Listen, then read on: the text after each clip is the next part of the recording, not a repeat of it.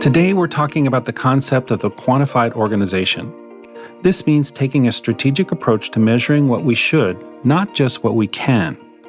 To do this, we need to take a responsible approach to using new sources of data and applying AI capabilities to create value for stakeholders across the organization, while improving workforce trust and ultimately driving new levels of performance and results. One of the ways organizations can use new sources of data and AI is with respect to quantifying the skills of an organization's workforce. This can lead to many benefits for both workers and organizations alike. To explore the topic of skills data, we're joined by Heather Jerrehian, VP of Product Management for Employee Workflows at ServiceNow, and my colleague, Michael Griffiths, leader of Deloitte's Workforce Transformation Practice, who has been studying the shift to what we call skills-based organizations. Michael, Heather, over to you.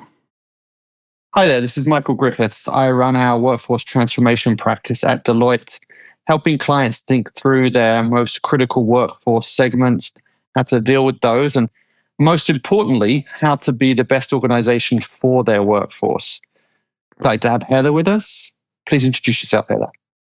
I'm Heather Jerrehian, and I am the VP of Product Management for Employee Workflows at ServiceNow. And I actually joined a year ago as part of the Hitch acquisition, which is the skills intelligence technology that ServiceNow acquired, where I was the CEO of the company. I have over 20 years of experience as a serial entrepreneur and technology executive across enterprise software, consumer, and technology businesses, and predominantly in CEO and COO roles, driving new product innovation and strategic go-to-market strategies. At ServiceNow, I am leading the data science team, building our AI-driven skills intelligence that powers our products and solutions. And I'm also leading our partner go-to-market strategy for our new employee growth and development product that we just launched in September. Heather, that's such a great introduction and leads so well into the conversation we're going to have today. The first question I have for you is around the topic that we've been talking about for some time at Deloitte, moving towards a skills-based organization. And we define that about making decisions about work and workers more on skills and less on jobs. Are you seeing this shift? And if so, what do you think is happening? Yes, while skills have been a topic, for HR leaders, including those in learning and development and talent acquisition for many years, we are starting to see more of our customers, HR and otherwise, expressing interest in being more deliberate about incorporating skills into all aspects of their talent strategy.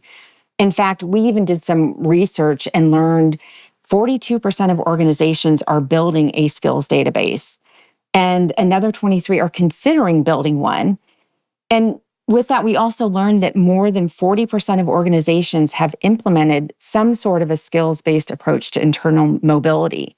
So that's really about making skills actionable now, with data and technology driving the ways you can grow and develop your employees, with the focus on solutions like internal mobility.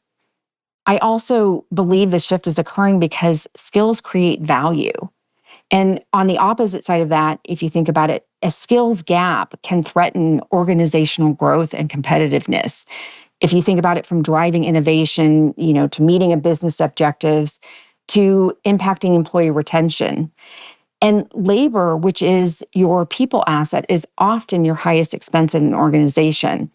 And frankly, it's bad business to hire only based on skills you need in the short term and not to invest in your workforce and build the skills you need in the longer term to stay ahead of the curve. And to do that, you need to have the data and insights to take action, based on the skills your organization has and where your company is headed. I love the term, the bad business. This is not an HR challenge, right? This is the business imperative. And I have clients and leaders that we work with on a regular basis are asking questions around the future of their workforce. Mm-hmm. You said at the start in your intro around skills intelligence. Mm-hmm. Can you explain that a little bit more and how it relates to the conversation around skills-based org? Yeah, thank you. I love that question. And I really have to laugh because it really, to me, is sort of like a loaded question. It could be answered in so many different ways.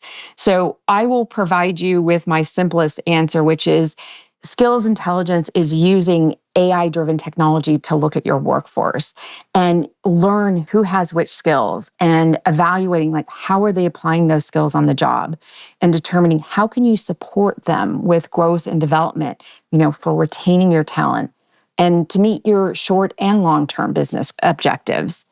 Moving to a skills-based organization, you need that visibility. You need first to know what skills you have and then act upon them. It's honestly, it's that simple.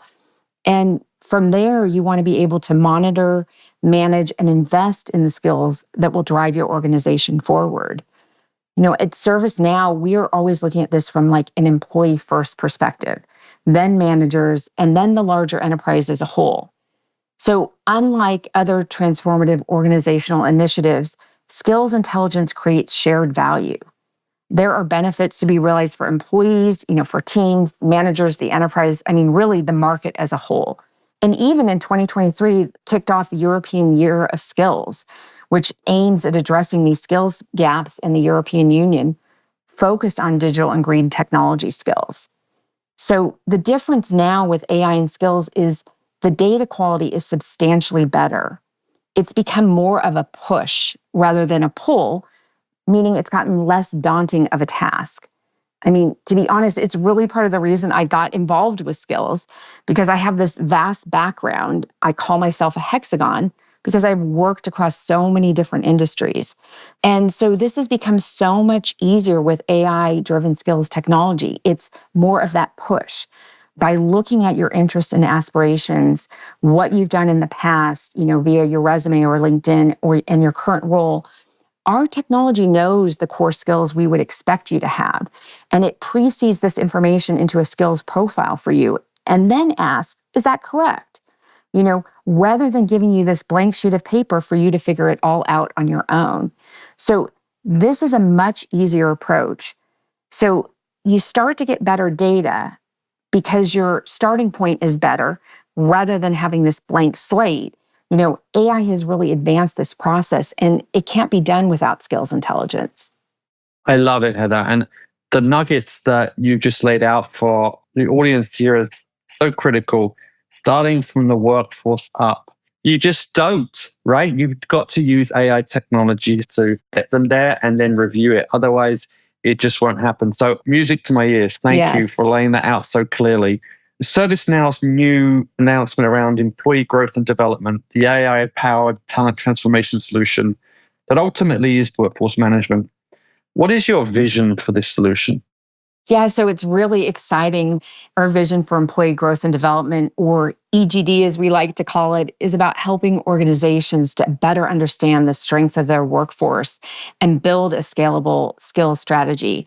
It's about closing those talent gaps and improving employee experience. And for us at ServiceNow, that's all on a single platform.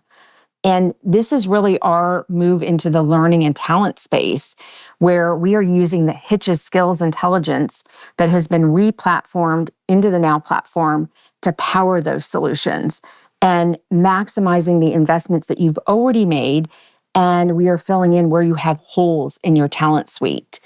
Moving to a skills-based organization we know is difficult, but it's super important to meet your business needs. Do you have the right people doing the right work at the right time?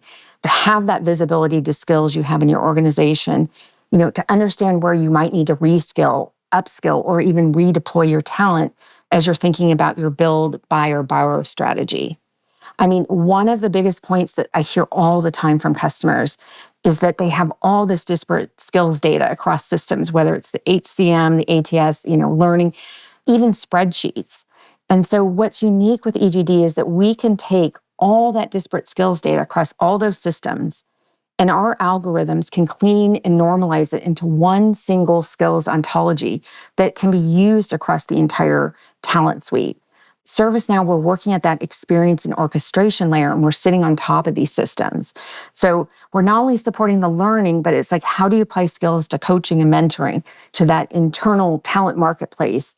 And how do you find certain skills and employees within your own organization? So that hidden talent, the equitable ways of, it's not about who you know or who you've worked with, which we know is so important. As you just mentioned, we know employees are not sitting in their skills profile. And if you think about the skills profile, I love to say it's like the birthplace of skills. That's where you have to capture the data for all of this to work. And if you don't have that data, then you can't serve up these customized offers and recommendations in the flow of work. So with EGD, we can meet employees where they work, whether they're a deskless worker on SMS text, they're on their desktop in Outlook, or they're using their phone with Teams. We can meet them there. And we understand, their aspirations, and we can serve up these proactive prompts in the flow of work and say, hey, Michael, we know you're interested in learning Python. Based on your intermediate level, here's a few courses that might be of interest to you. Would you like to add them to your learning library? Yes or no? And one push of a button, you can add that learning to your library without ever leaving the screen of where you're working. Or you've just completed a course and the system, so our AI, notices there are some skills in that course that aren't on your profile. Prompts you, would you like to add those skills? Again, one push of a button, whether it's text or Outlook, it adds it to your profile and you never had to leave the screen where you're working. And so this is how EGD is looking at it from an employee's perspective and making it easier for them and the organization. And the benefit is the more data we have, the more customized it becomes. So it's this win-win on both sides.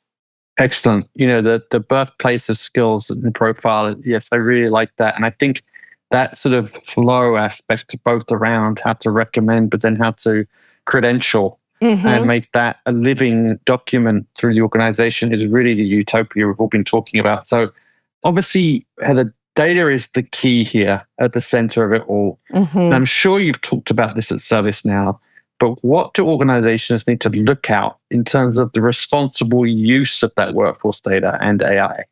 Yeah, we've definitely talked about this a lot. And first and foremost, we want to ensure that AI does not increase existing biases and inequalities, and that the recommendations that the AI tools produce are fair and accurate. So our objective is for AI to reduce or eliminate the inherent biases that humans bring to talent decisions, not create it. And from a privacy standpoint, any processing of employee data should not reveal sensitive or private information, perhaps that the employee wants to keep private. And AI technology solutions should therefore be governed and adhere to responsible AI guidelines and design principles that are both industry standards and specific to policies that companies have invested in creating at that enterprise level. You mentioned at ServiceNow, we take data very seriously, both internally and for our customers. We're extremely thoughtful about this. And just because we can collect data doesn't mean that we should. And that's such an important statement. It really is. So important that we keep discussing it. From an employee perspective, you're building these solutions, you're driving the value. Do you find that employees are willing to share their data? And are they aware of the benefits? That's such a great question, because this all goes back to that organizational change management. This is really where organizations need to make sure employees understand that this data is not being collected for nefarious reasons. Instead, it's to set up that employee to help them to learn and grow, provide them customized offers and recommendations in the flow of work, which in turn enables organizations to achieve their goals. So this is a really, that is such an important question, because if you don't have that change management in place, it makes it really difficult, because you're not going to have that employee engagement. I completely agree around that organizations and employees are sort of moving in the idea of capturing data and using data and understanding the use of it. We wrote in our Human Capital Trends report this year that sort of responsible use of data is such an important conversation for a negotiation between employees and their workers. But I was surprised in, frankly, one data point that we found through our research, that 90% of employees, workers, were willing to share their data if the organization could tell them how they were using it and it was going to benefit them. So I do feel like we're a bit of a pivot point, that the sort of release of data and the acceptance of it is sort of out there. That we're okay as long as we can show how it's being used, being transparent about it, and then driving value from it. Are you seeing that too? Well, what's so interesting what you just said, and this goes back to like the human dynamic, right? What's in it for me? And if I know what's in it for me and how it's going to benefit me in my career, okay, I'll share that data. But without that information, right, you're not going to want to share because you don't understand what it's being used for. Is there some examples of companies using skills intelligence and how that is driving both maybe worker and business goals? When we think about skills intelligence, it has benefits for employees, teams, the enterprise, industries. Actually, it's what Deloitte referred to as shared values in its Quantified Organization report. We want to serve the employee first and foremost. The manager is very important and often gets forgotten. And we also care about leaders and ways for the organization to meet their business objectives. I've been looking at what data is missing to answer some of those bigger questions when we think about labor, economic data, and adding different layers on top of not just skills, but how do we start looking at other information to answer questions relating to what I call workforce intelligence. So to your question of we want to set up a new engineering hub and onshore it back to the US, where is that best supply of talent and skills I'm looking for at the least cost? And then let's layer on some real estate data for where there are higher vacancy rates and more cost-effective office solutions. So weaving this information together, we get some really informed data to help us make better business decisions. So overall, skills-based data benefits workers, and it helps organizations to meet their business objectives by seeing the skills as they relate to roles and adjacent roles, and it creates visibility to career pathing options for employees. At ServiceNow, our dense neural networks, our skills graph, provides not just obvious paths, but it can find that hidden talent that I talked about earlier in your organization and help your employees to understand what are their options. It goes back again to AI-driven skills intelligence makes it an equitable playing field to give opportunities to employees. And then lastly, if employees make their skills and aspirations visible to organizations, and organizations recognize and act on this visibility, both parties are committed to a common set of goals. So you've got this win-win. So what you said earlier about that 90%, it really does benefit the employee, but organizations, it benefits them as well. And that transparency and fluidity between the worker and the organization around that data is so critical. I think from a business goal perspective, I am really feeling very positive around how this transparency of data is driving the organization forward. You mentioned the quantified org conversation around how organizations need to be moving in that direction beyond just productivity. We're also seeing it in organizations around workforce risk. So we're seeing board members coming to the C-suite and predominantly CEO and saying, what is your mitigation strategy for unforeseen events? And how does a workforce component and the critical skills component play into that? And where is your data to prove it? That question often stumps the C-suite, and we need to be better about answering it. I think it's almost not just know your business problems now, it's actually looking ahead to see where they are next. So that leads me to my last question for you, Heather. There's such a big focus on this talent benefits the workforce and the benefits of the organization. Where do you see it evolving in the next 3 to 5 years? Where do you see us going? For where we are today, the evolution of skills and talent development technologies is accelerating at this amazing pace. Gen AI is the biggest disruptor. In fact, leaders who are on the bleeding edge of this technology are saying that it's happening much faster than even they expected. It feels like it's coming on like a freight train right now. And so we're going to see these huge shifts from the way we will operate globally. Gen AI will touch so many different companies, industries, across geographies at rapid speed. To me, it's about digital transformation becoming talent transformation, where organizations need to start thinking about what AI and Gen AI means for their organization, and how do they achieve their business objectives, and do they have the right talent? For instance, You can have a software developer who may have an AI assistant. How does this impact the skills required for their role? What becomes automated? What is augmented because of Gen AI? If they are no longer writing code, then their role may shift to more of a quality engineer checking the code.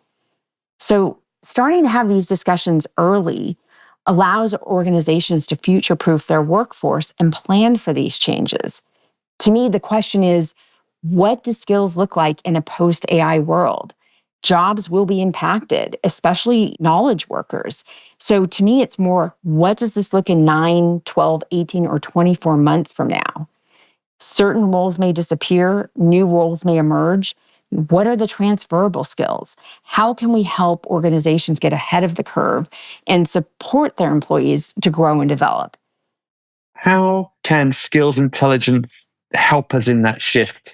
With Gen AI, there are a lot of ways that it can impact skills intelligence, from ensuring proper tagging of skills for learning courses so that we can match employees to the right learning content and level. It can even generate new skills and definitions. So as we're in this new world, we might be seeing new skills emerge. And it can even provide language translation for skills and titles and descriptions. We've been talking about skills for a long time, but now people are standing up and taking notice of there is this thing called skills and the impact it has on an employee and the impact it has on an organization is incredible. And if you pay attention to it and if you harness it, it will set you up for amazing success. So those organizations who are really thinking about this, really leaning into the Gen AI and really understanding what's ahead of the curve, they're going to be the ones that win here.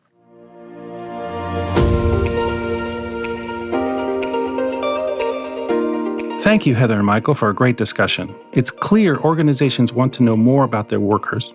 In a world saturated with data and given the host of emerging AI tools to mine this data, how do we know what data we should be collecting and measuring to create value? I hope this conversation today helps shed some light on this question. So many thanks to Heather and Michael for joining us today and sharing how skills data can help organizations better understand the strengths and sometimes the hidden strengths of their workforce, and how we can build scalable skills strategies that help close talent gaps and improve the employee experience. And thanks to you all for listening to Capital H. Let us know what you think, rate us where you find your podcast, and stay tuned for our next episode. Thanks, and all the best. This podcast is produced by Deloitte. The views and opinions expressed by podcast speakers and guests are solely their own and do not reflect the opinions of Deloitte. This podcast provides general information only and is not intended to constitute advice or services of any kind. For additional information about Deloitte, go to deloitte.com/about.